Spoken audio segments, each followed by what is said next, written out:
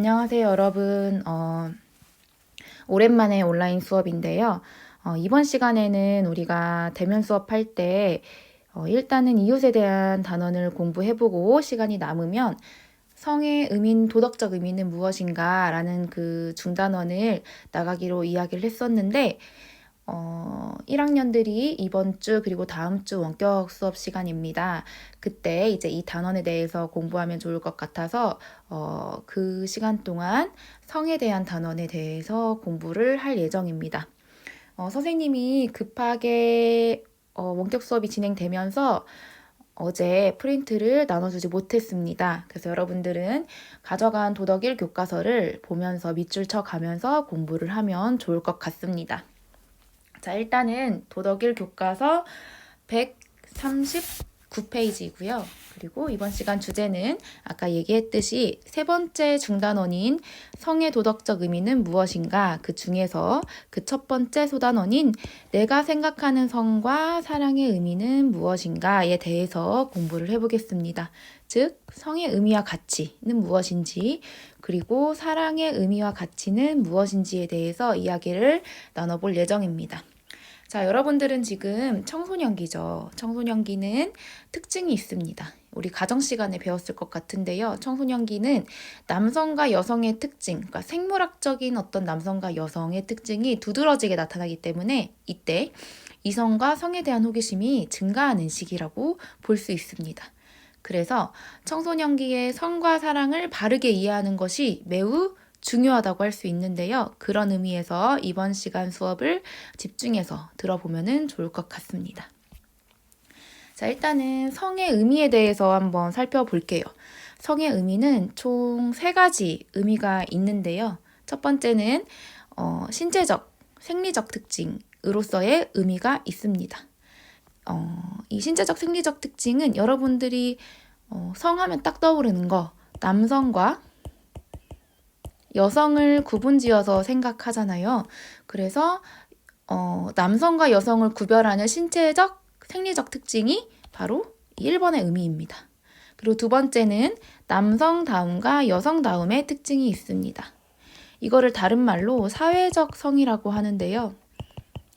자, 이거는 생물학적인 성을 바탕으로 사회적으로 학습된 행동이나 태도, 사고 등에 따라서 구별되는 성의 의미라고 이해하면 될 것 같습니다. 그래서 이 경우에는 사회마다 달라질 수 있고, 그리고 시대마다 그 시대나 그 사회 문화에 따라서 남성으로서 요구되는 어떤 기대나 여성으로서 요구되는 기대가 여태까지 많이 달라져 왔죠.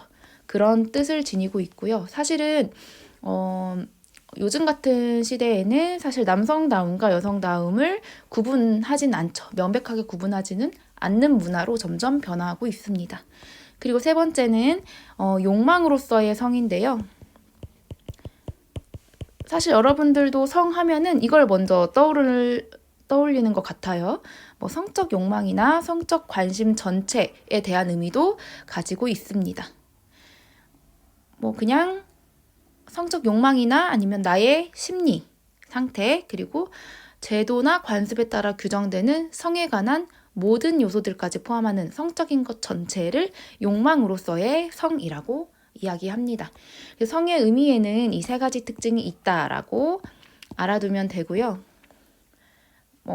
이렇게 알아두면 될 것 같아요. 성의 의미에는 남성과 여성을 구별하는 것의 의미, 그리고 두 번째는 그 사회, 그 시대마다 요구되는 여성다움과 남성다움의 의미. 하지만 이러한 사회적 성의 그 의미는 요즘에는 많이 퇴색되고 있다라고 이해하면 될 것 같고요. 세 번째, 성적인 욕망 그 자체. 이 3가지 의미가 있다고 이해하면 됩니다. 자, 그리고 두 번째로 성의 가치에 대해서 한번 이야기를 해볼게요. 성의 가치는 총 3가지 가치가 있다고 정리할 수 있는데요. 첫 번째는 생식적 가치가 있습니다. 이 생식적 가치는 우리는 성을 통해 임신과 출산을 거쳐서 종족 보존을 할 수 있습니다. 이거는 동물이나 인간이나 똑같이 지니는 가치라고 볼 수 있겠죠. 그런 임신과 출산, 그리고 생명의 탄생과 관련된 가치가 이제 생식적 가치라는 것이고요. 그리고 두 번째는 이제 감각적 즐거움이나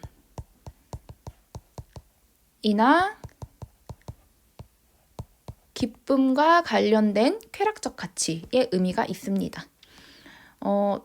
사실 성적인 어떤 행위를 통해서 여성과 남성은 모두 즐거움을 느낄 수가 있죠.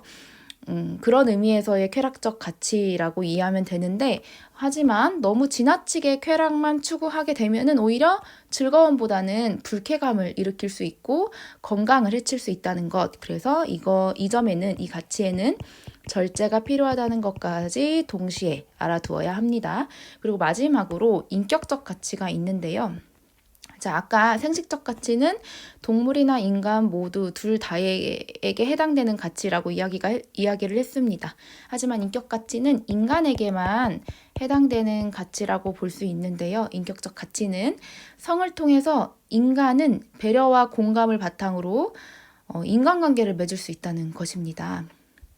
우리는 어떤 성적인 어떤 행위를 통해서 다른 사람을 배려하는 방법을 배울 수 있고 다른 사람을 존중하는, 그래서 소중한 인간관계를 맺을 수 있다는 점에서 인격적 가치를 지닌다고 볼 수 있습니다. 그래서 이거는 결론적으로 사랑과 관련되는 가치입니다. 그래서 아까 성의 의미도 마찬가지지만 성의 가치 또한 우리가 한 가지 가치, 즉 많이들 생각하는 가치가 이 쾌락적 가치입니다.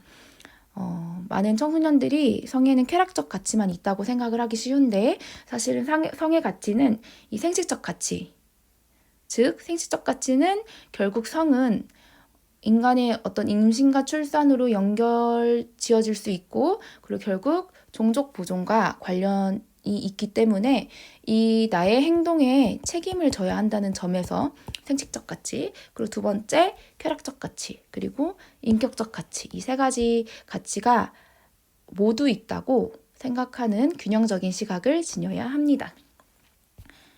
자, 그러면 우리가 아까 얘기했듯이 사랑에 대해서 한번 이야기를 한번 나눠볼게요. 우리 교과서에서 사랑에 대해서 이야기하고 있는 내용을 보기 앞서서 여러분들과 함께 읽어보면 좋을 것 같은 사랑에 관한 명언을 몇 가지 가지고 왔습니다. 한번 같이 읽어보고 그 다음에 교과서 내용을 한번 살펴볼게요. 첫 번째는 자신을 사랑하는 법을 아는 것이 가장 위대한 사랑입니다. 자, 이거는 마이클 매서라는 사람이 이야기했습니다. 자, 우리가 사랑이라고 생각할 때 보통 이제 남녀 간의 사랑, 또는 동성 간의 사랑일 수도 있겠죠.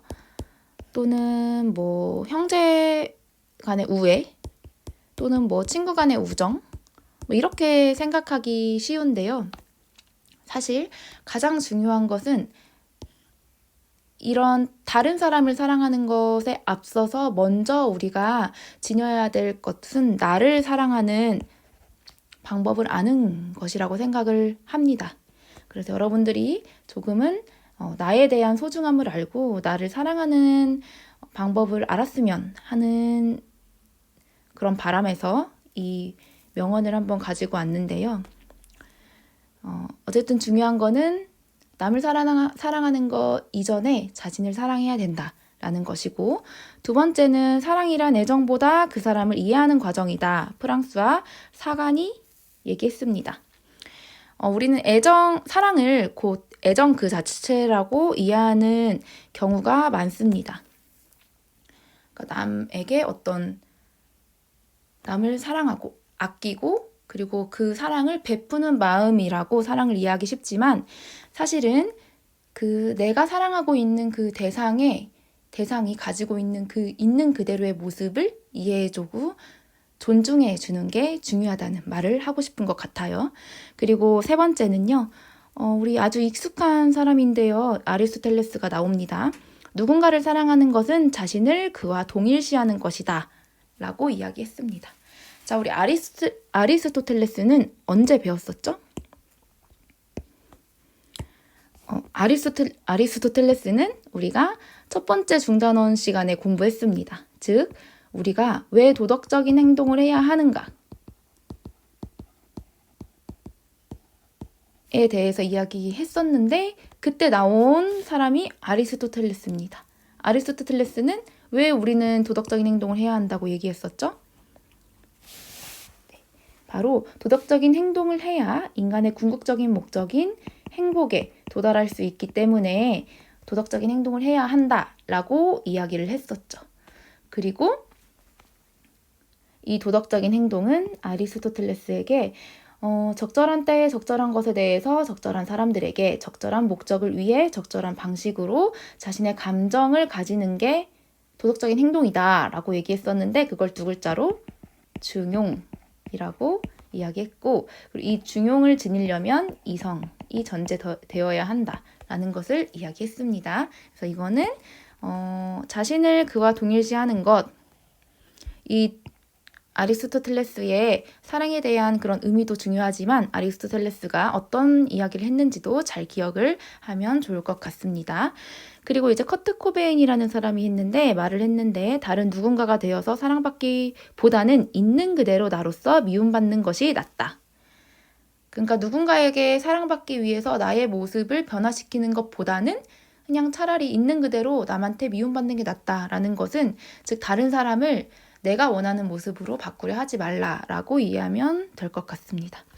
마지막으로 이제 어린 왕자에 나온 이야기인데요. 사랑이란 서로 마주보는 것이 아니라 둘이서 똑같은 방향을 내다보는 것이다. 자, 이것도 유명한 명언이죠. 자, 이렇게 우리가 다섯 가지 그 명언에 대해서 살펴보았는데 우리 교과서에는 사랑을 뭐라고 얘기하냐면 사랑을 그냥 다른 사람을 아끼고 소중하게 여기는 마음이라고 정의를 내리고 있습니다. 그래서 그대로 있는 그대로 서로의 모습을 인정하고 상대방이 잘 성장하고 행복하기를 바라면서 책임감 있게 관계를 발전시키려는 마음이 사랑이다라고 나와 있습니다. 그래서 사랑의 그런 일반적인 의미는 이렇다고 이해를 하면 될 것 같지만 어쨌든 이 사랑은 다른 사람, 나와 가까운 사람인 가족 또는 뭐 이성 간의 관계 아니면 뭐 친구 그리고 친구 이렇게 세 가지 아니면 또 나가 될 수 있겠지만 조금 더 숭고한 마음으로 신에 대한 사랑도 사랑이라고 볼 수 있습니다. 그래서 이러한 의미가 있다라고 교과서에 나와 있는데 우리가 이 일반적인 사랑의 의미 말고 조금 더 좀 깊게 들어가서 보면은 서양에서는 사랑을 뭐라고 얘기하냐면 서양에서 본 사랑과 동양에서 본 사랑을 조금 추가적으로 정리를 한번 해볼게요. 서양은 남녀 간의 정열적인 사랑을 에로스라고 표현을 했고 친구나 동료에 대한 사랑을 필리아 그리고 조건 없이 베푸는 희생적인 사랑, 우리 부모님이 우리에게 베푸는 사랑이 있겠죠. 아가페라고 표현을 했습니다.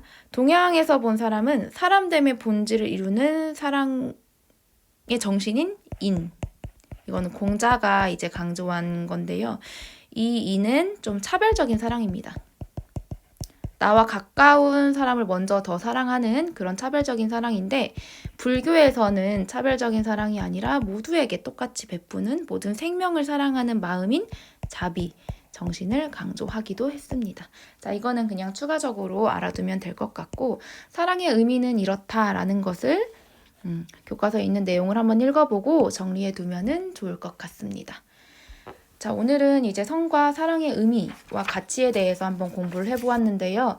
사실 이거는 이 단어는 교과서적인 내용을 공부하기보다는 우리 여러분들의 생각을 주고받고 의견을 함께 나누는 것이 더 중요합니다. 그래서 우리가 원격 수업 시간에 이 단원을 나가게 되어서 여러분들의 의견은 들어보지 못했지만 등교 수업하면은 기회가 되면은 한번 이 단원에 대해서 이야기 나눠보는 시간을 가져볼까 합니다. 자, 그러면 이것으로 오늘 이론 공부는 마치겠습니다.